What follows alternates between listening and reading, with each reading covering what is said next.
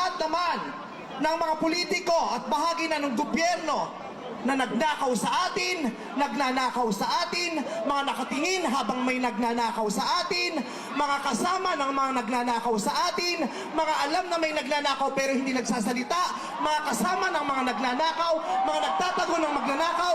Isa lang ang gusto namin sabihin sa inyong lahat: patawad kay Father, pero putang ina ninyo!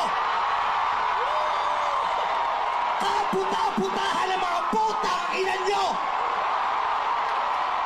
Katatapos lang ng misa, pero Panginoon, patawarin nyo kami, pero totoo yan. Ito ang wika ng lahat ng mga Pilipinong ninakawan: putang ina nyo! Putang ina nyo! Putang ina nyo! Putang ina nyo! Putang ina nyo!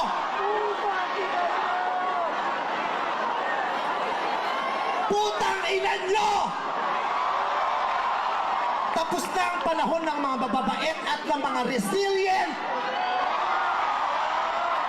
Ang mga mababait, ginago. Ang mga resilient, tinarantado. Hindi na uubra sa atin yung bait-baitan, kimi-kimian, tahimik-tahimikan, patawad pero hindi po. Hindi ko sisimplihan, hindi ko babaitan ang mensahe ko ngayon dahil hindi naman sila mababait.